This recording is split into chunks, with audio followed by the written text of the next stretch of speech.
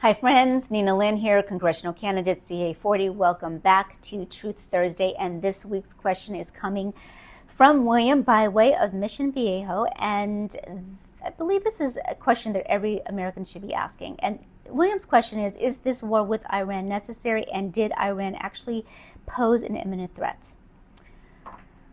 So, William, let me be direct. Number one, is this war necessary? No, not in its current form. War should always be the absolute last resort after every diplomatic channel has been exhausted, every negotiation attempted, and every ally consulted. That did not happen here. What happened here was a decision that was made without congressional authorization because, let's be clear, the power to declare war belongs to Congress, not the White House. Now, that is not my opinion. That is the Constitution. The second question, did Iran pose an imminent threat to the U.S.? So I was to start by saying that under Article 1, Section 8 of the Constitution, Congress alone holds the power to authorize war. This is not a suggestion. This is the supreme law of the land, and the authorization never happened. Now, here is where the transparency breaks down completely, and every American deserves to hear this. Trump's own Director of National Intelligence, Tulsi Gabbard, was asked directly under oath, was it the intelligence community's assessment that Iran posed an imminent nuclear threat? And she refused to answer yes or no. And her answer was, the only person that can determine that is the president.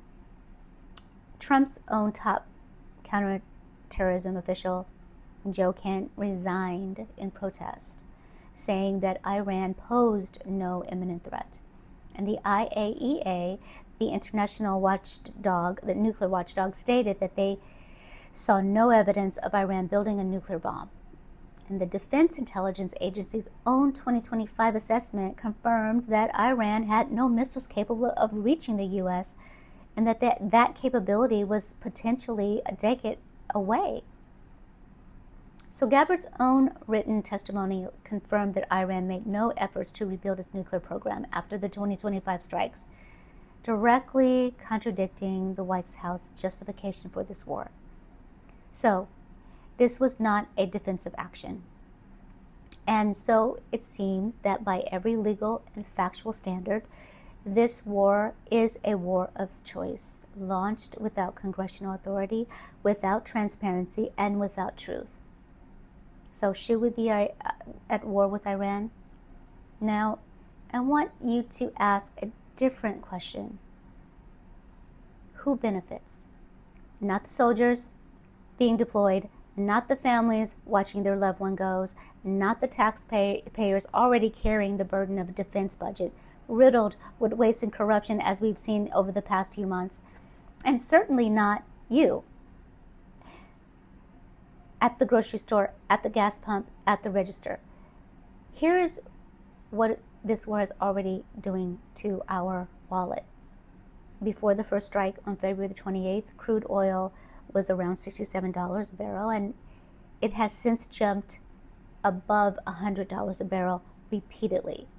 And the Straits of Hormuz, one of the most critical shipping lanes in the world, has severely been disrupted.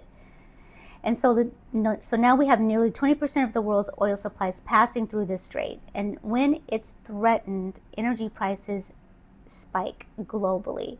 And when energy prices spike, everything moves with it, right? Gas goes up, transportation costs go up. And because almost everything that you buy is moved by a truck or a ship or a plane, your groceries go up, your rent goes up, your everything goes up. So while our supportive services and critical services here at home get cut, we are and dealing with rising debt, we're spending $220 million a day on this war. So you do the math. Follow the money, follow the contracts, follow the power. And for the record, I'm a staunch proponent of peace and diplomacy, always first and loudly. Strength is not measured by how quickly we go to war. It is measured by how wisely we avoid it. And a seat in Congress is a seat that is accountable. And if I earn yours, I will use it to demand transparency, protect congressional war powers, and fight for diplomacy before any single life is spent. Comment, like, and follow for more. Truth Thursday every week, no spin, just like this. Ninalinh, congressional candidate.